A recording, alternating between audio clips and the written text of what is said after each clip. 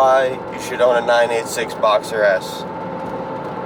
Reason one is the price point. These cars are pretty cheap at this point, given that this one is a 2004. You can get these for under $10,000 all day long in pretty good shape. Most of these cars are weekend cars for people that are selling them at this point. Number two is the driving experience. For the same price point I just mentioned, the driving experience is amazing. There's not many cars for sub 10 grand where they're mid-engine. This one is a 2004, so it has 260 horsepower, and the steering is just so direct. Number three is the usability. Although this is a two-seater mid-engine sports car, it has a lot of room up front in the front and a lot of room in the trunk. It also has hidden door cubbies and a center console, and because this is a facelift 2004, it has a glove box as well.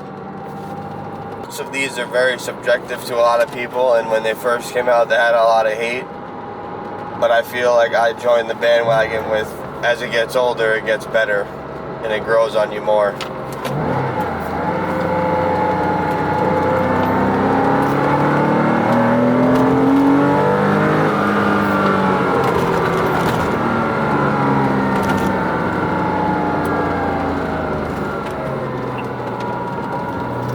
5 is the sound.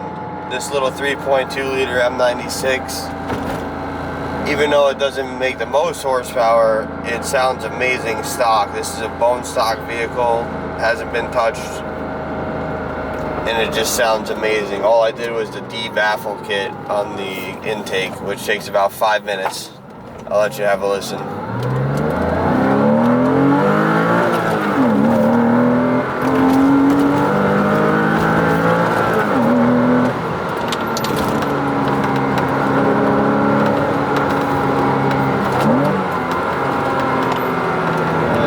My first Porsche,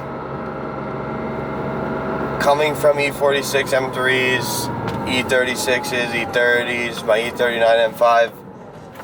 Although those are all great, amazing vehicles, this has its own special place, partly because it was built to be a convertible.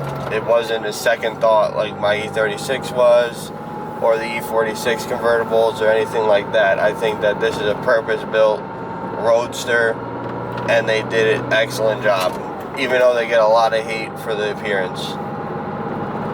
Number 7 is the cool factor. A lot of people don't know that the 986 and the 996 were co-developed with each other in Toyota. From the front nose to the doors is all the same as a 911. The whole suspension, the whole 9 yards. The interior is identical to a 911 as well, with the seats and everything. This one has the optional sport seats. The only thing that's different obviously is the rear. This is mid-engine, and we all know the 911 is rear engine, but have driven a 996 Cabrio, I believe that this car drives better and is more confidence inspiring. Number 8 is the mechanical simplicity of this car. Like I mentioned earlier, it was co-developed with the 996, so a lot of shared parts, very easily accessible parts, a ton of aftermarket support.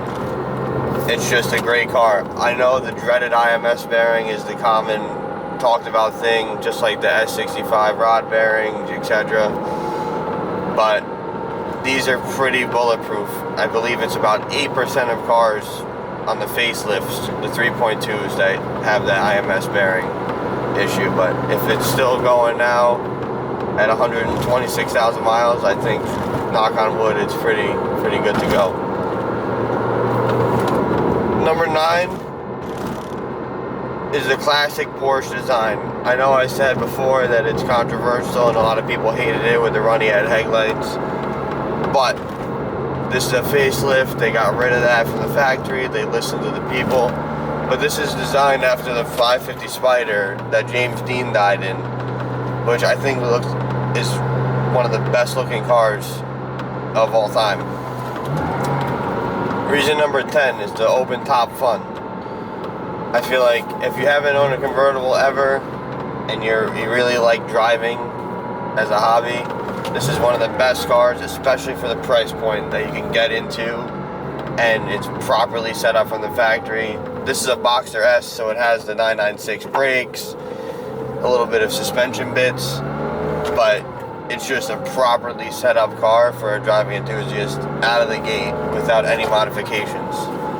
I'm currently waiting on Spider Performance's entire refresh kit with coilovers, so I'm going to take this thing to Lime Rock and see what it can do with just a refresh and some basic coilovers.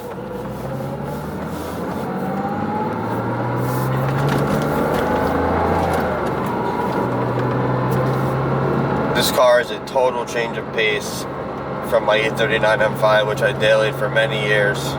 I've been on the channel a few times now with my silver one as the original one back in 2020, and then my gray one that I still have now, but it's full track spec'd out with squared wheels and everything. But this is a complete change of pace, but I love it because it fits just where it needs to be in my lineup of cars.